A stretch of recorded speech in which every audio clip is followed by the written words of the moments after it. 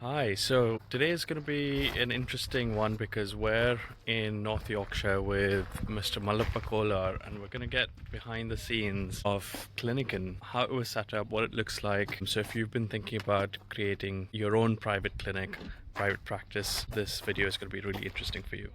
Hi, so I'm Mallappa Kolar. I'm a consultant plastic surgeon, and that's my clinical interest. But my non-clinical interest is business and the growth of businesses, especially like healthcare related. Hi, I'm Karuna Kolar, obviously wife of Mallappa Kolar, and I manage this beautiful clinic that we have called Clinican. So we're based out in the North Yorkshire countryside, and it's beautiful.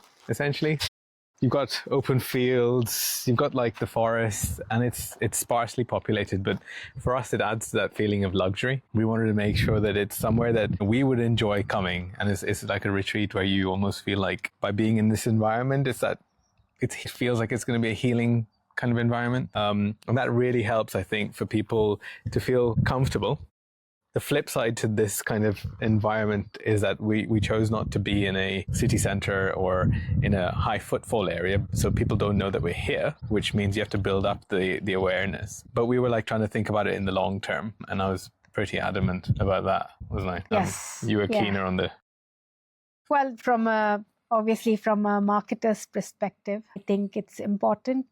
Location is very important. Being here, although tricky in terms of how we generate interest, but I think from our patient's perspective, it's really relaxing because, whenever I have to go anywhere, the first thing that I have to figure out is, can I find parking? It's not easily available. So that's the first anxiety we have. So when patients are coming for surgery or they're coming for their health needs, there's much more anxiety around that part, and we didn't want to add parking to it, which sounds really silly, but it's free parking again, because these little things kind of make a difference. Yeah. So and it also adds to the feeling of luxury, is what the patients feel.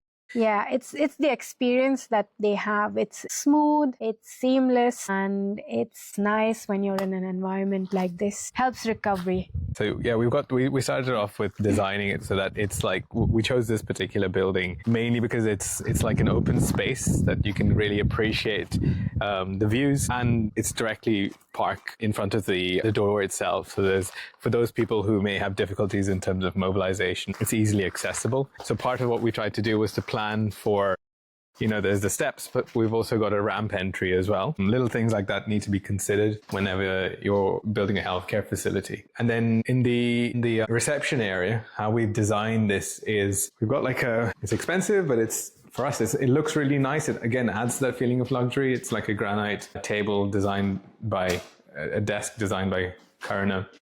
And it's more like what you'd see when you kind of go to a hotel or a nice spa. And then again, here we've tried to do it. So there's like a drinks menu, different coffees, teas, soft drinks, and things like that. And a little bit of art. So we want people to understand that, how people feel isn't just about the physical appearance. It's considering beauty as an entire concept. And we've even got the way we've designed the reception area is with it's essentially based on the German mode of thinking.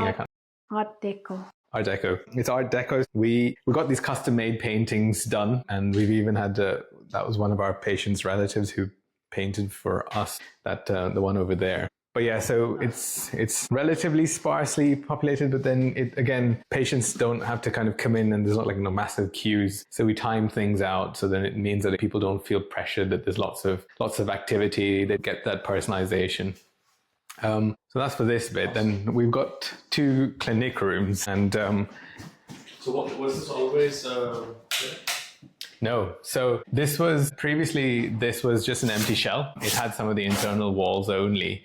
But we designed it, including the rooms where we put the internal walls, the layouts, the sizes, and everything like that. And what the ethos that we've tried to put into here is, again, a little bit of extra space adds to that feeling of luxury. And then we've tried to be consistent with the theming and the colors and things like that. So here we've got Essentially, obviously, you can see black and white themed with like a examination chair that it looks like a dental chair. People sit down on it. And then for women, especially, you know, in the summertime wearing dresses or skirts, they can sit down and then we can lay them flat. So again, it doesn't feel like it's particularly inelegant, you know, like on a flat bed. And then as part of the education process, we've tried to plan so that there's a screen that people can see rather than us shifting a laptop continuously. And then they're like, I can't quite see. You as a surgeon can't quite see. The patient can't quite see. So we put it in a mutually beneficial place. So thinking about things proactively. So that means that we're able to be a bit more overall considerate. Okay, so we've got a second room similar to that. And then in the non-surgical half, we've got a big therapy room. So we thought about like a statement piece, because if people are doing like selfie type things and they've got a nice background that's very distinctive and just for us. So we do things like Botox, fillers, lasers. It's possible to do even minor procedures here. But again, you know, there's a lot of things that you can do here and it doesn't feel cramped, even though there's actually quite a bit of equipment that we do normally have here. So patients always feel that, oh, this is really nice. The sense of space is really important. Yeah. I find where it instantly relaxes people because it doesn't look clinical, although it is clinical, doesn't look clinical. And we've heard our patients say that it doesn't intimidate them. What are some of like the regulations and like rules that you have to kind of make sure that you established? Yeah. So the regulatory requirements are things like, are you able to clean, for example, the seats? Are you able to, because especially with the COVID times is when we started building it. These are all, they satisfy all of those rules. So there's certain requirements for flooring going up the ceilings, a certain amount. It's like the desks have to be cleanable in certain ways, even like the blinds and everything like that. We've taken an alternative approach rather than trying to duplicate what's in the NHS. And these are all, they are configured with the requirements there, but it's like something that almost marks it out as a distinctively different thing. The CQC's checked it and we've sent it to the CQC, but we took a lot of time trying to understand the basics ourselves, and it was just trying to figure out what are the things that we can do, what are the things we must do, and what are the things that are more like guidance that are nice to do, and then balancing those different bits. So what we've tried to do is there are certain things that there's no compromise, certain things, what's an alternative way of thinking about it? So that's why the design looks different. And one of the typical things that people say is it looks like a luxury spa hotel, which again, it's clinical, but the description is it's not intimidating. Yeah. I noticed there's an AC. Does that have to have like any special requirements? No, so here again, simple things like you can have radiators or you can have ACs. We chose ACs because of essentially global warming.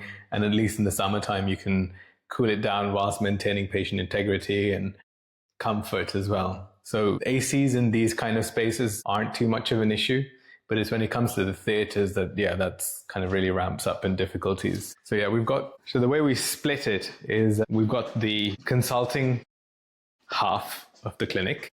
It's not massive. It's about 2,500 square foot. So we've designed it so it's half consulting, and then the other half is the surgical side. So initially, this is how it was. So it was a common entrance for this whole building. The clinic itself was just 4 large rooms, interconnected. So it was just kind of essentially a blank canvas with. And how have you split it now?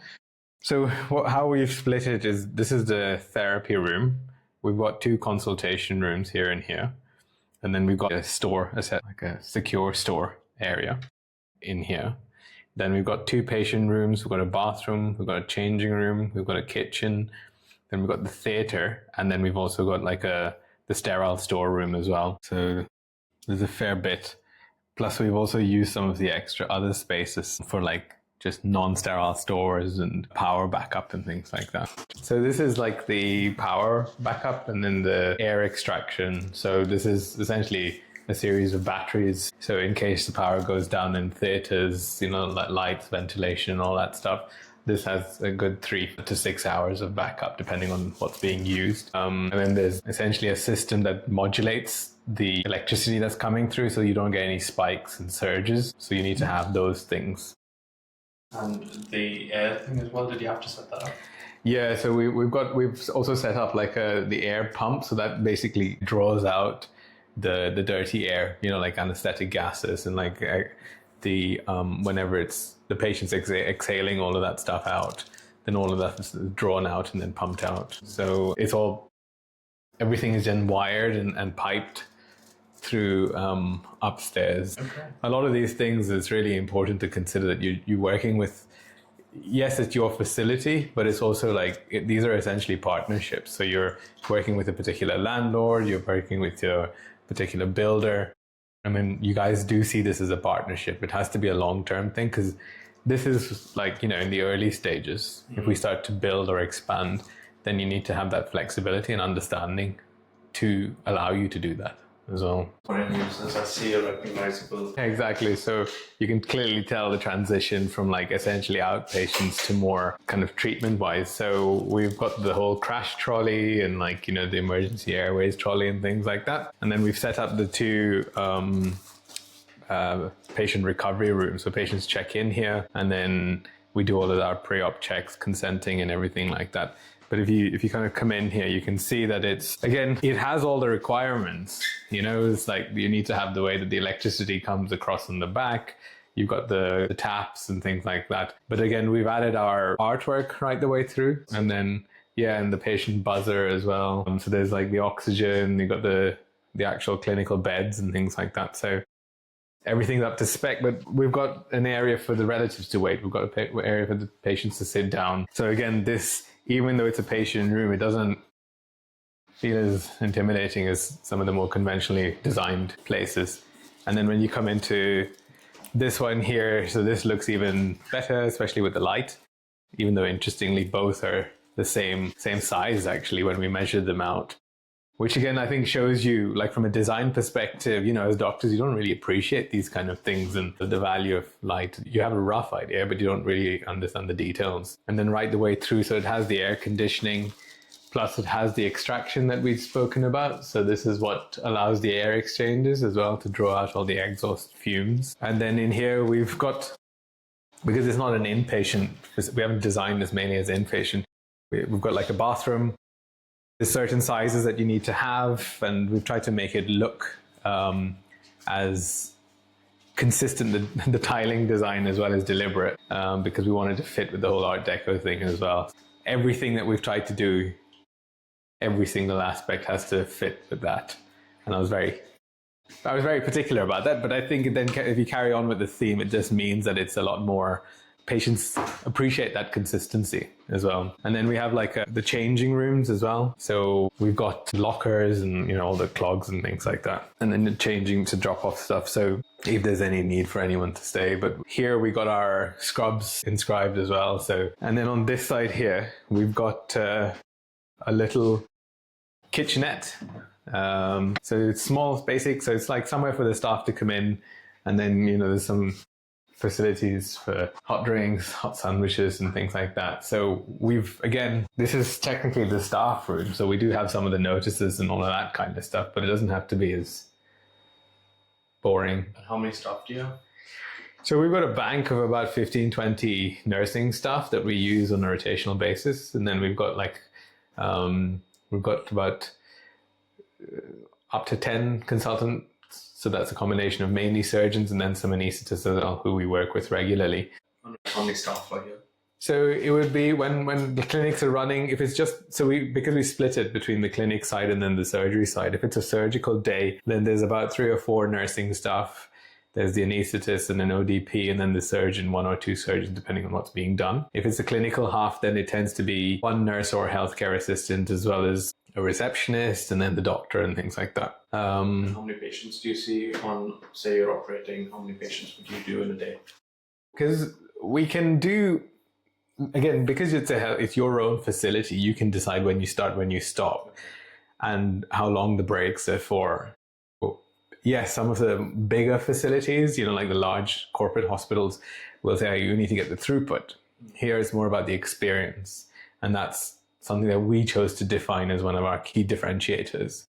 So for that, typically we would try and do, it's like an hour for the surgery, then, bring the patients about half an hour early so they feel relaxed. meet the staff, do the different bits and bobs in surgery, and then they've got time to recover. But we try and give them at least an hour for recovery time so that it's like they're not pressured to get out.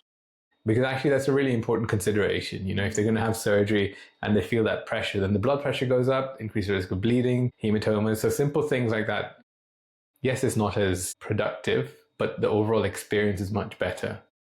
We're optimizing for experience rather than optimizing for money, which I think is a really key differential when you're small.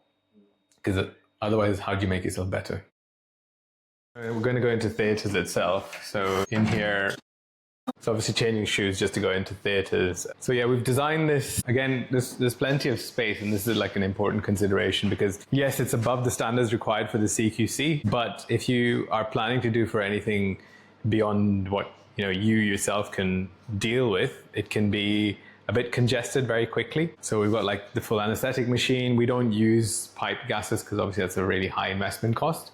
So instead we use the bottles. So that's basically for the exhaust and everything like that. We have to get like the AGSS system and things like that to draw out the dirty stuff.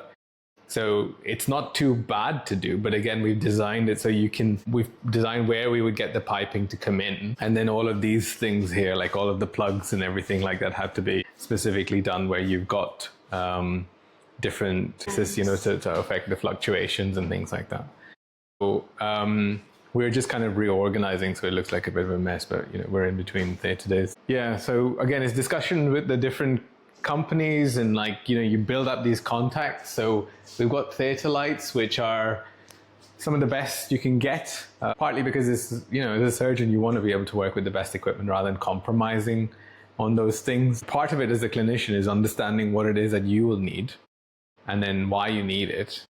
Then it helps you understand the justifications for costs as well. Because these things aren't cheap. The lights are very expensive, and then we've got ventilation system to be able to do bigger things like breast implants and like some of the orthopedic procedures and things like that. So not laminar flow, but it's a high air exchange rate. So that infrastructure can be very, very expensive if you don't know who to speak to, how to like organize things and stuff like that. So they'll come up with some of the numbers and you just think like, no, can't afford that. So then what's the alternatives, and kind of working your way around that. So yeah, we've got, again, you need to have the things like the sinks, you need to have this is obviously like the system to allow for the piping and everything like that, because you have to be able to pull everything apart if there's any issues with drainage and the water supply.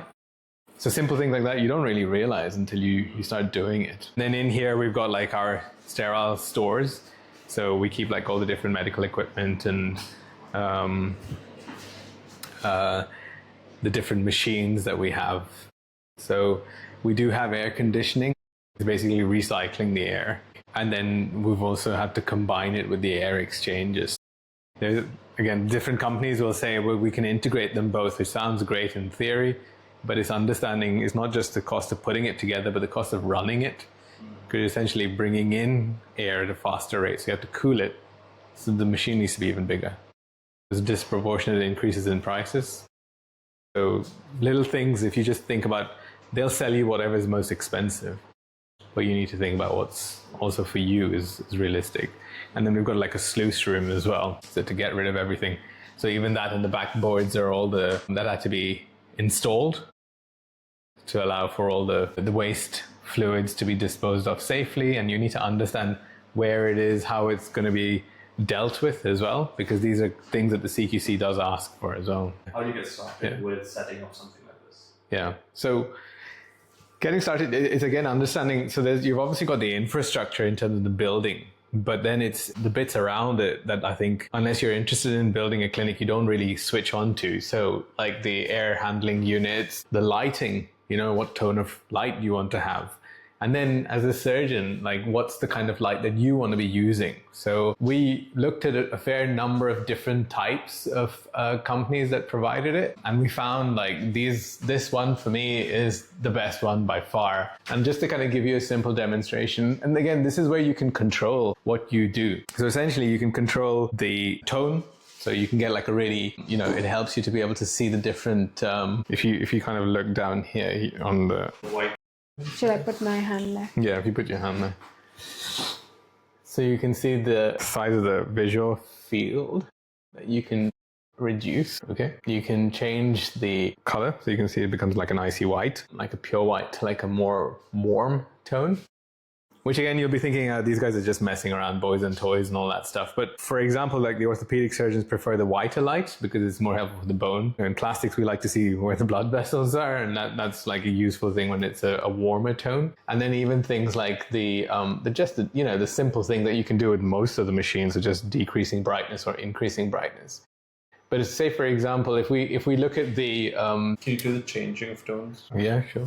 So the tone, you can see a really warm tone, and then you can get it all the way up to a really cold tone.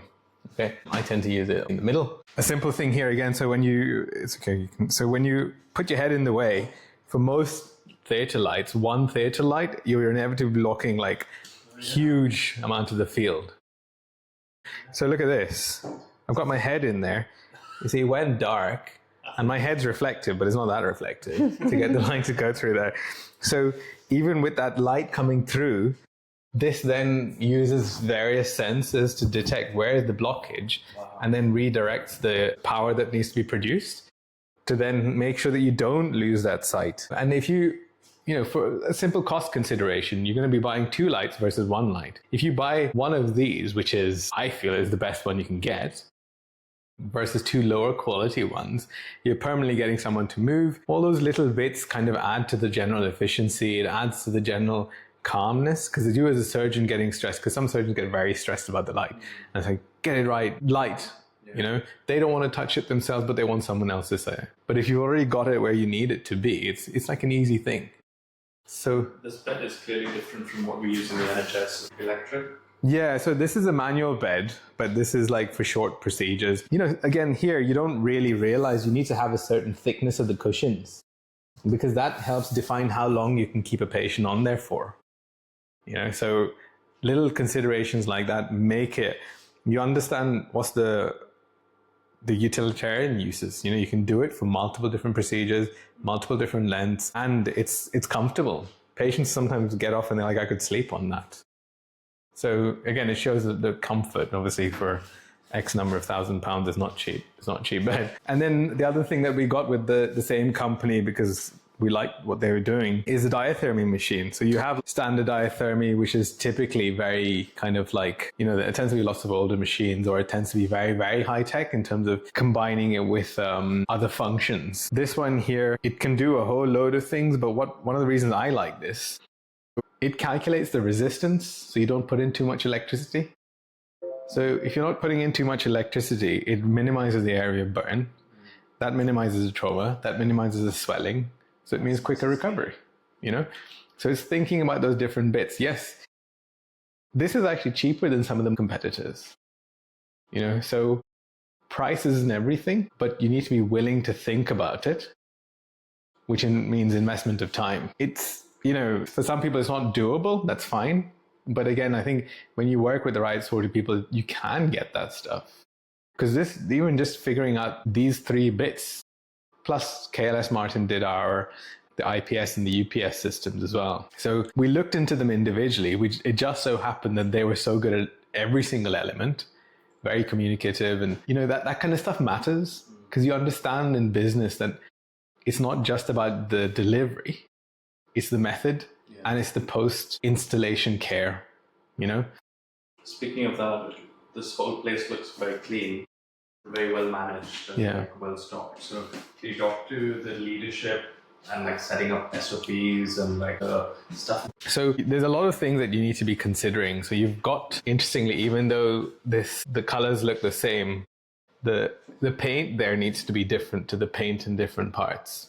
So like antibacterial, washable. So then you understand that, look, there's things I need to think about. So we then start putting in processes. There's a lot of these standard operating procedures that you can find on the internet. And you can even use those at the trust You use them as a baseline. It helps you to understand what's required, and then you can modify them accordingly. Obviously, if you don't have that, then it does mean it's a lot more work. Yeah, so how did you figure all of this out? Like, was there a document somewhere that told you? No. So this is the thing. With most of these things, look, at the end of the day, if you want to do it, you can do it yourself. This is something that, me and Karuna had spoken of, and we would plan this for years and years, literally 6 years. So it's 6 years of thinking about it and planning and so on. From the start of the build, in terms of when this was an empty shell, and then getting this to change to become as you see it, we did it in 6 months. Again, that was a combination of working with the right team to create the structure, plus taking that time before we started building to understand what it is that we need to do and how we do it.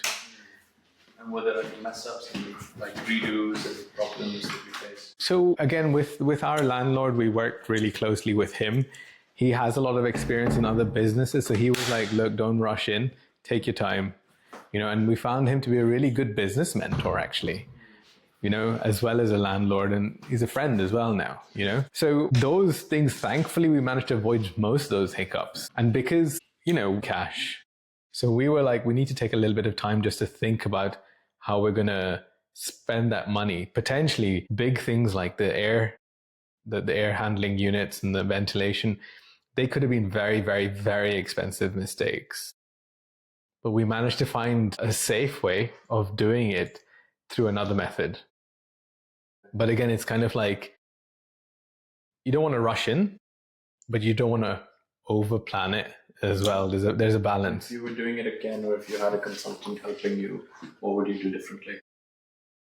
I think if we were doing it again, then I think the big thing is that process would have been even quicker. We could have got it all done in less than 6 months. It actually, if we got it all right, and this is the thing as well, even though 6 months was quite short, in those 6 months, we were learning and modifying what we were doing. So it wasn't everything was pre-planned and then it went bang, bang, bang. Even within that, there was a lot of learning. So I think working with someone who's done it will allow the opportunity to kind of really compress that time.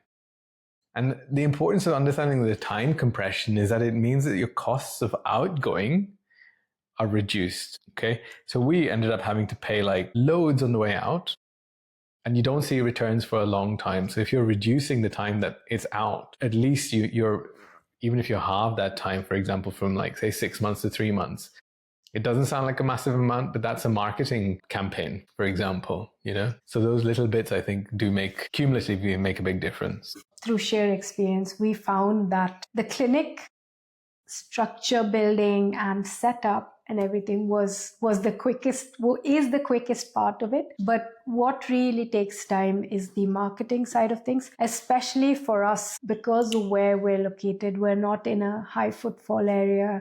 We're not easily visible. It becomes that much more important. One of the things is to have a good marketing plan. And these are things that there are lots of marketing companies out there, but you need to think about it before you implement it. And what we found that working with various people over the years, it's not a straightforward answer. You pretty much learn on the go, which is what we've done. And it takes a while for you to get there, unless you are from a marketing background yourself. Even with the marketing background, I think one of the really key things is the marketers, they essentially have a standard spiel that they learn at university and they spilled out with us. So we heard the same things every single time. But the reality is when we gave them that time that they'd asked for, very few, if any, actually panned out the way that they said it would do. And instead, the stuff that we came up with in terms of discussions and plans that we came up with, they've actually been the more productive things. So it's kind of understanding there's a marketing plan and you aim to execute it. But the marketing plan, one of the big things is not just about the time it takes, it's the cost. The cost of actually doing all of those things is a lot more than the cost of the setup of this. Even though this, you'd think, oh God, you've spent a lot of money here. That's the cheap part. it makes quick and easy part. It's the ongoing things, having to bring the patients in, which is the only way to do that is marketing. No one will trust you instantly. So it takes a while to build up. Takes a while for word of mouth to build up. So everything you under the marketing umbrella becomes important. It's not just, I'll just do some social media and some boosting on social media, or I'll just do some organic or SEO or just some ads on Google and things like that. So a lot of things are dependent on where you are and what you're doing and how quickly you can bring your patients in, because not everybody's on every one of those platform. I think one of the key bits of marketing, the strategy, typically again as doctors in the early phases, I was like, marketing is just ads, just do the ads. It's not that. It's actually about, in the end, you understand that marketing is like a puzzle. You can't, if it's a big puzzle, you can't just have one piece and say the puzzle's done. It's actually understanding that there's lots of different pieces and you need to put those into place to complete that picture. Otherwise, you're just not going to be able to achieve what you set out to do. And that's, again, where it's really important for you to work with the right people who have done it. Because, we took this thing of trying to understand, trying to do things a different way, and with people who've claimed to have done it. If you're interested to know more about the business, you can click here.